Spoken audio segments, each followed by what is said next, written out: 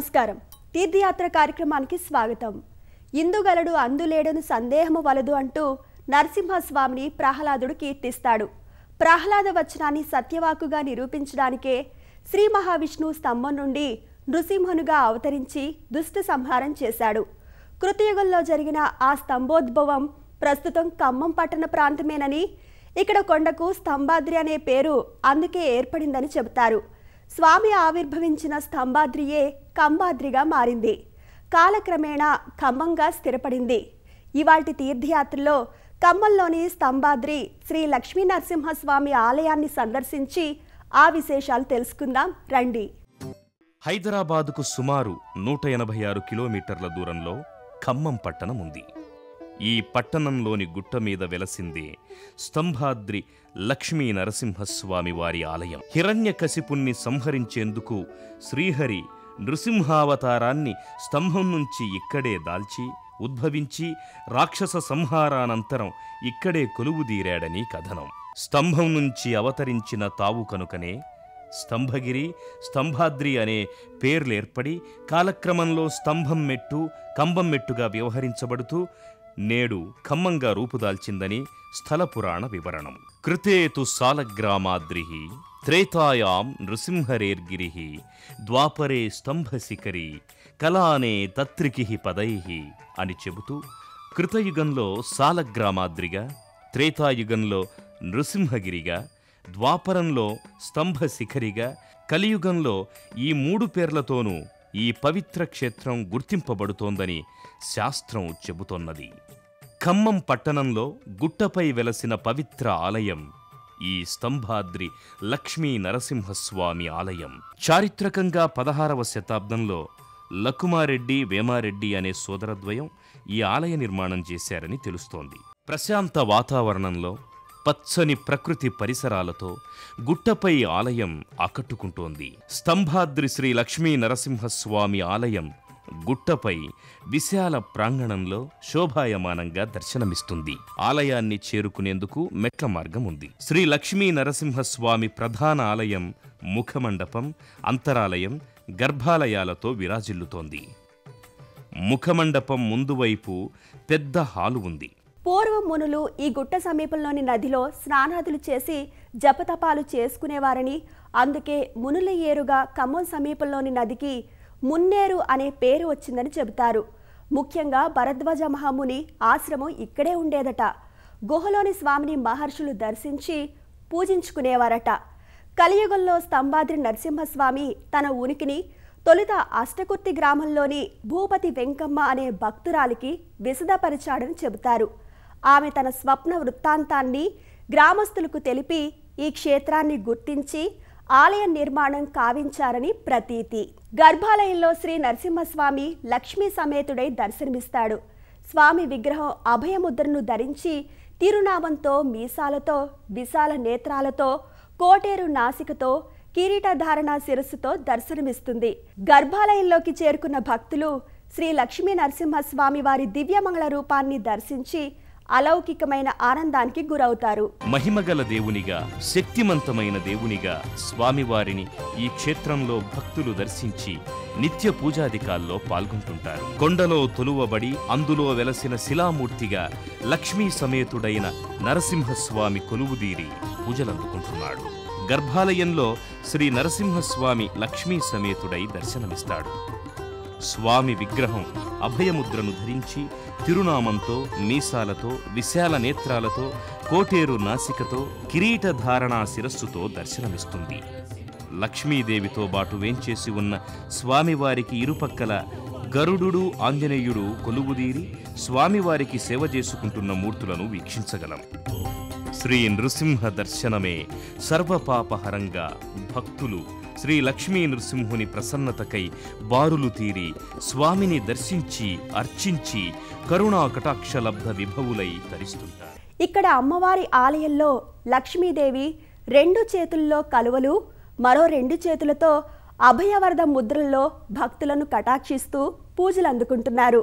అంతరాలయంలో స్వామివారి దేవేరిగా శ్రీ రాజ్యలక్ష్మీదేవి కొలువుదీరి ఆరాధనలందుకుంటూ అమ్మదయ అపారం అని భక్తులు లక్ష్మీ ప్రసన్నులై పరవశించేలా దర్శనమిస్తూ ఉంటుంది. అమ్మవారి ఆలయంలో లక్ష్మీదేవి 2 చేతులలో కలువలు, మరో 2 చేతులలో అభయ వరద ముద్రలతో భక్తులను కటాక్షిస్తూ పూజలందుకుంటోంది.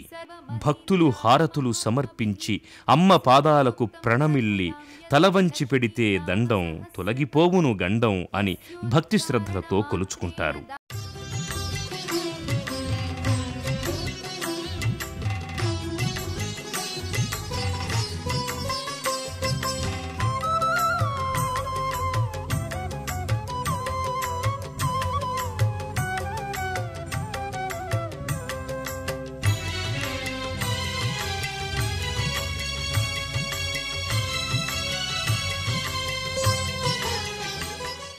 స్వామి వేంచేసి ఉన్న ఆలయానికి సమీపంలో కొండరాళ్ల మధ్యగా కోనేరు కనిపిస్తుంది. ఈ కోనేరు చాలా పవిత్రమైనదిగా భావిస్తారు.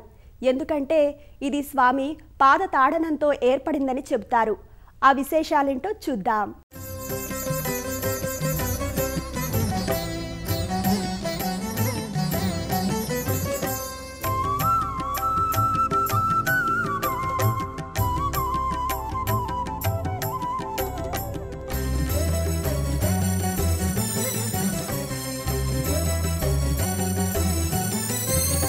నరసింహ నరసింహ హరి నారసింహ నరసింహ నరసింహ జయ నారసింహ నరసింహ నరసింహ హరి నారసింహ నరసింహ నరసింహ జయ నారసింహ నమో నారసింహ లక్ష్మీ నారసింహ నమో నారసింహ లక్ష్మీ నారసింహ. ఈ కోనేరులోని నీరు సంవత్సరానికి ఒకమారు స్వామివారి నాభి నుంచి ఆలయంలోకి ప్రవేశిస్తుంది. ఇలా 4-5 రోజులు జరుగుతూ ఉంటుంది. ఆ సమయంలో పూజలు అర్చనలు ముఖమంటపం నుండి నిర్వహించి ఆ నీటిని భక్తులకు తీర్థసేవనంగా ఇస్తారు. సకల రోగాలు కష్టాలు ఈ తీర్థసేవనంతో పటాపంచలవుతాయని భక్తుల అపార విశ్వాసం.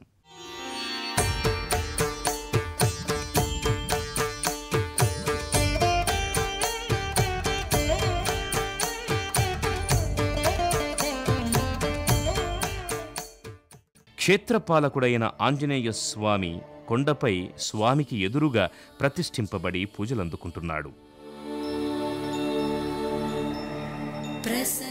హనుమాన్ దేవాలయంలో శ్రీరామదూతకు శిరసా నమస్కరించి ఆకుపూజలు గావించి హారతులు కళ్లకద్దుకొని భక్తులు పరితృప్తులవుతుంటారు.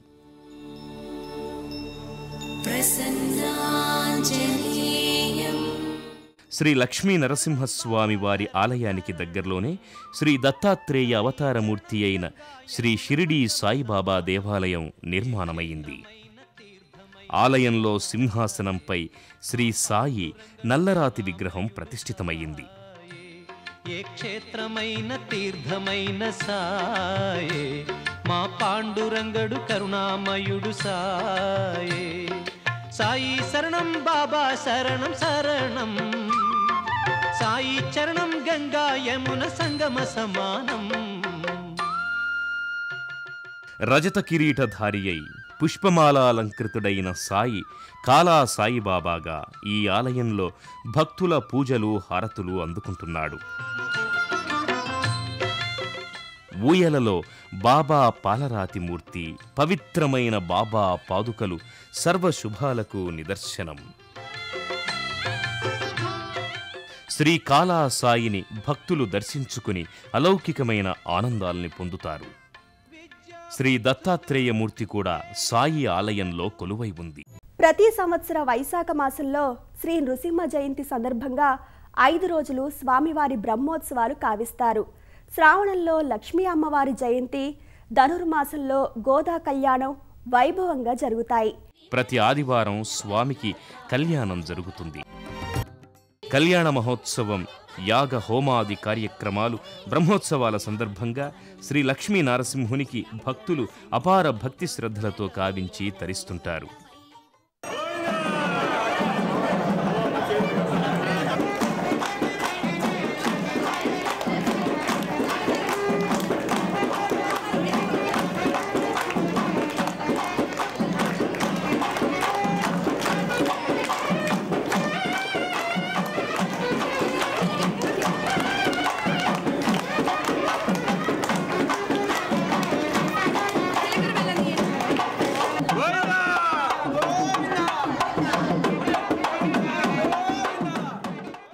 శ్రీకరుడు శుభకరుడు ప్రణవస్వరూపుడు ఆ లక్ష్మీ నరసింహుడు.